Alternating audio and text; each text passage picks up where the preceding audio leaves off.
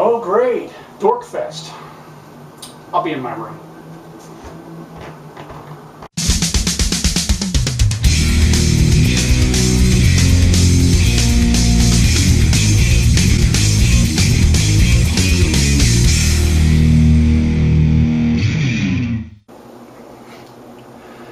Hey guys, what's going on? Tats Deej here. This is a video response to my old reteacher. This is about a conversation on Facebook between, myself, him, and Liam Osan regarding the use of CGI in movies versus old school traditional special effects. And in your video, you made some examples and you made some good points. As far as your opinion on CGI equating to lazy filmmaking, I'm kind of on the fence about that. I think in some cases CGI works really well when it's done well, and I think it's essential to making the type of movie that you're trying to make, and I'll take a couple examples here in a minute. But I also agree with you, I think in other cases it is just flat out lazy filmmaking. In terms of how it works and why I think it made the movies better than what they could have been, and I know I'm going to take a beating for this because of the nature of who did it, the Transformers movies. Now, let's set aside the fact that the stories were pretty much a crap fest, okay?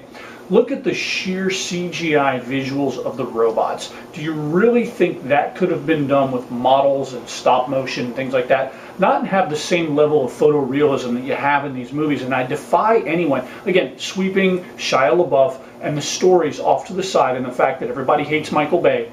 Just take the sheer visuals of the film. I defy anybody to tell me that it wasn't believable that those robots were actually in the physical real world. I defy you. I don't think you can do it because it was that well done. There was such meticulous detail. Were the physics off? Yes, of course they were. And even if you watch the, I believe it was Revenge of the Fallen, the guy who was one of the lead animators even said that. He's like, look, I don't know a whole lot about cars. He's like, so a lot of things you had, two of something in a car that would never be two of. He's like, I didn't quite understand the physics of all that. They were going more for the visuals and making it believable that these things went from a car to a robot. And I think they captured that quite well. And I don't think the films would have come out, I guess, visually as good as they would have had they done it some other way or had they tried to do it 20 years ago with the technology they had then. Now, on the other side of the coin, in defending the point that you made about lazy filmmaking, I take Indiana Jones and the Crystal Skull.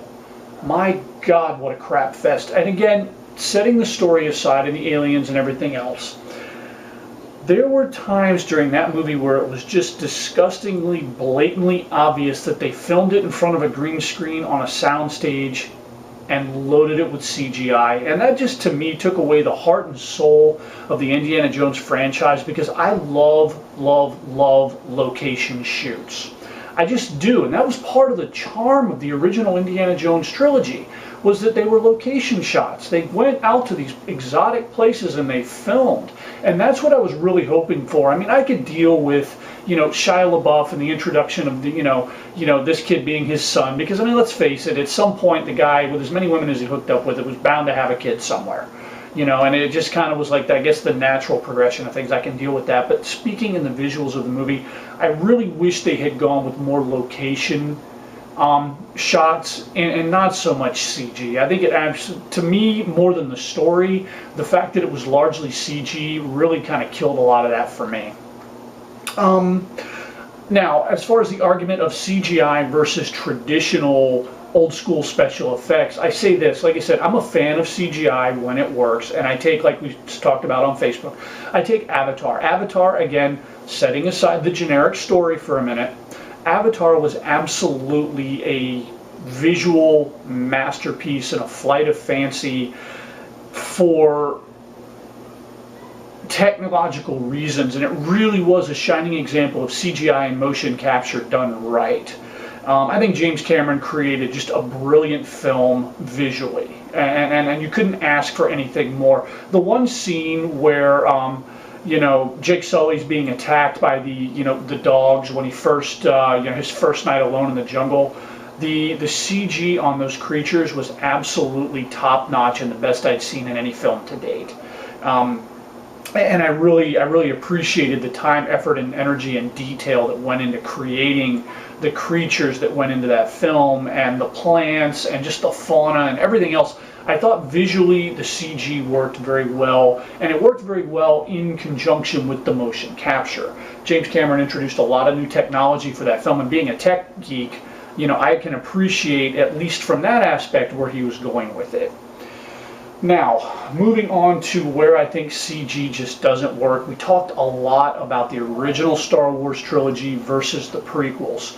And again, I got to agree with you. I really think that Lucas looked at all the technology and he said, wow, I can do this. And you're right, he did. And I don't think anybody was overly thrilled with what they got out of it.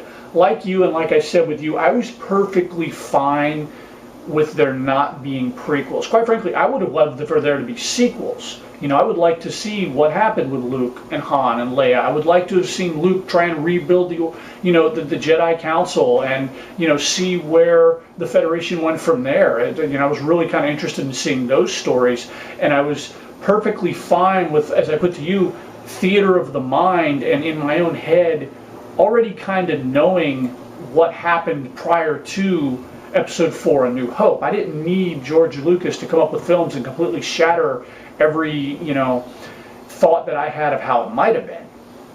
Now, straying off topic a little bit, let's get back to the CG. I think for what they did, the CG worked in the prequels. It kind of makes the other films look a little dated, which is odd because they happened after the fact. So this is again why I would rather have seen sequels than prequels, because now in the, you know, the prequels you've got technologies and visuals and everything that looks better than what they had in the original trilogy, which was all models and, you know, stop motion and things like that. One thing I wished he hadn't done was enhance the original trilogies with the CG. For me, that took away from it. I loved the organic feel of the original movies. They used models, they used puppets, they used locations, and I was perfectly fine with that because that really was part of the charm. And again, that's all they had available.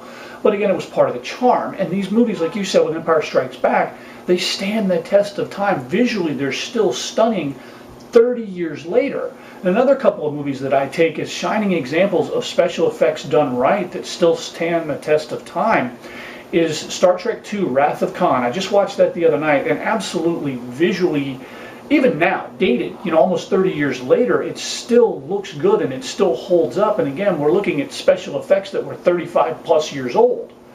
Another one is Stanley Kubrick's 2001. Look at some of the visuals in that, some of the special effects done in that. Again, it stands up, you know. So for me, I like CGI when it works, but I'm also a huge fan of models and miniatures and puppets and, you know, just creature effects and prosthetics and, you know, these like the show on Sci-Fi. What the hell is it called? Face Off, where they get in, they actually, you know, use the prosthetics and the rubbers and the paints and everything like that to create these creatures. I love that, and I love films that still do that. And again, another series that stands out for me are, you know, the first two Alien movies and the Predator movies. I thought Robert Rodriguez did a fantastic job, you know, in bringing the Predator back to life. And I've always loved the fact that that was actually an actor in a suit and, you know, prosthetics and just, you know, everything that goes along with it. So, you know, for me, I'm kind of split down the middle. I like CGI when it works and when it's appropriate, and I love the mix. Again, we talked about Pan's Labyrinth from Guillermo del Toro. Again, a fabulous, just masterful blend of CGI versus traditional prosthetics and, you know, puppetry. You know, I thought that was just an amazing film. So, and I'm starting to ramble and kind of stray off topic here, so I'm going to let it go at that. Like I said, I stand in the middle. CGI works when it works, and I'm a fan of it when it looks good. But I'm also a fan of the old school special effects, man. Call me dated, age me if you want, but I really don't care. I'm Tad Steege, and I'm out.